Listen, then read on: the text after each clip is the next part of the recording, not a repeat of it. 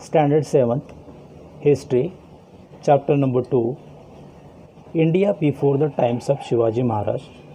Introduction. In the previous video, we have learnt about the various kinds of dynasties existed before the times of Shivaji Maharaj. We also studied the invasions from the northwest, Sultanate in the north, and the kingdom of Vijayanagar. In this video, we are going to study about the Bahmani kingdom.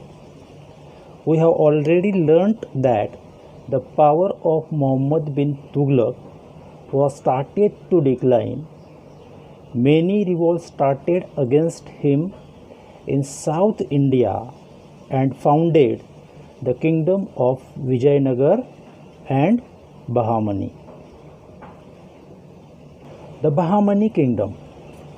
While Muhammad bin Tughlaq was still reigning, some of his Sardars in the Deccan rose in rebellion against him. The leaders of these Sardars, Hasan Gangu, defeated the army of the Sultans of Delhi. A new kingdom known as the Bahmani kingdom came into existence in 1347 CE. Hasan Gangu became the first Sultan of the Bahmani kingdom. He made the city of Gulbarga in Karnataka his capital. Now what we studied here? We studied that Hasan Gangu was the Sardar of Deccan. He started revolt against Muhammad bin Tughlaq in Deccan and got victory over him. A new kingdom was established by him in 1347 CE, which was known by the name of Bahmani kingdom. He became the first Sultan of Bahmani kingdom and declared the Gulbarga city as his capital. The next point here we are going to learn is Mahmud Gawan. Mahmud Gawan was the chief wazir of the Bahmani kingdom. He was a good administrator. He strengthened the Bahmani kingdom. He started paying the soldiers their salaries in cash instead of through land grants. He brought discipline in army. He introduced many reforms in land revenue system. He opened a madrasa at Bidar for Arabic and Persian studies.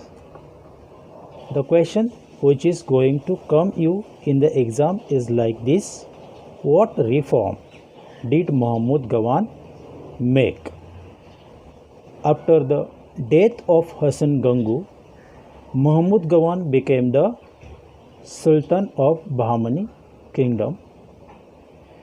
He was not only a chief wazir but also a good administrator of Bahmani kingdom. Second thing, he was started paying salaries in cash to the soldiers instead of land grants. Third one, he brought discipline in the army. He also made many reforms in land revenue system. For the studies of Arabic and Persian language, he started madrasa at Bidar. These were the reforms made by Mahmud Gawan in his kingdom.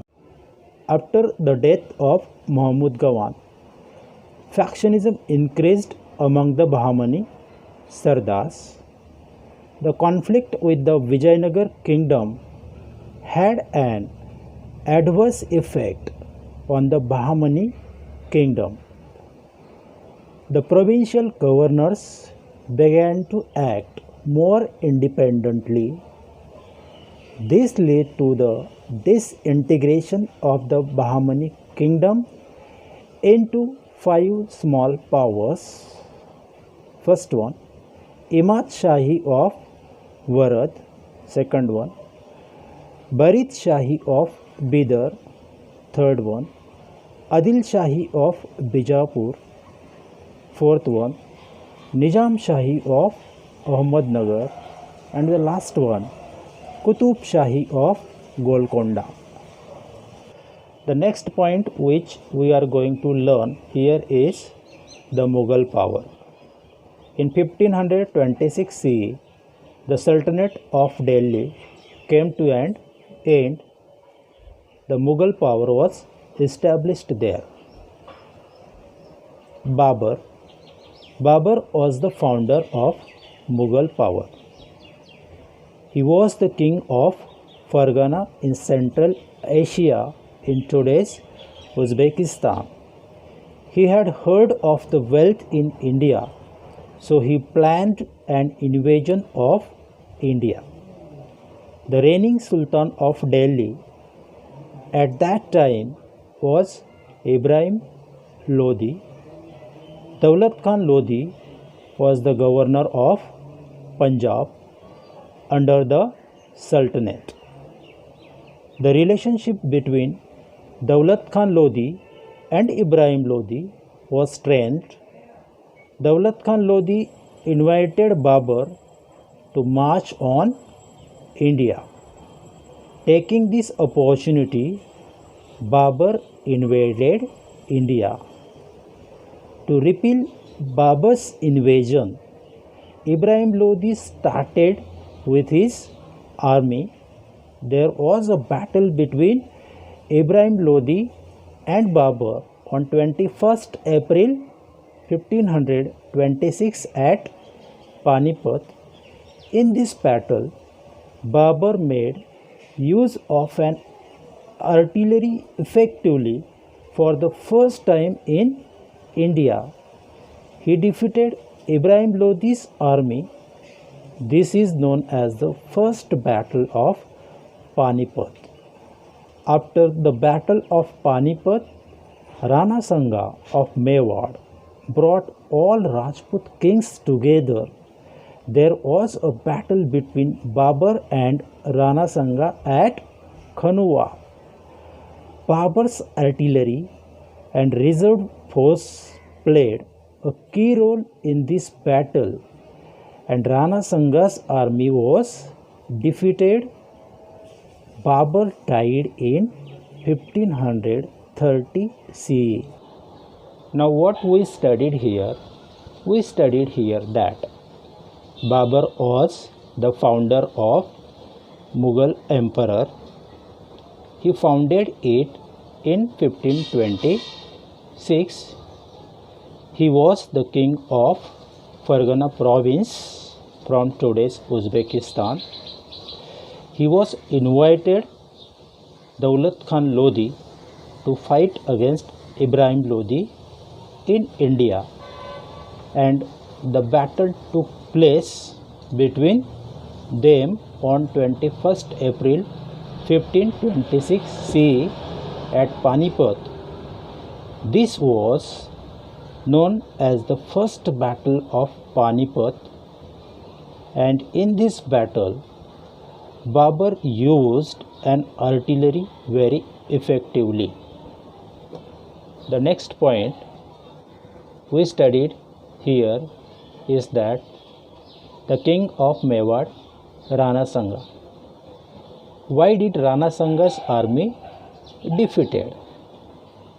Rana Sanga brought all the Rajput together to fight against Babur, and the battle took place between Rana Sanga and Babur at Khanua.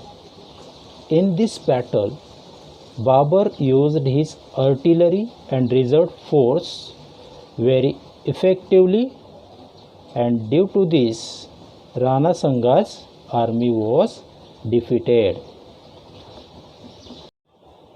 Now the assignments for you.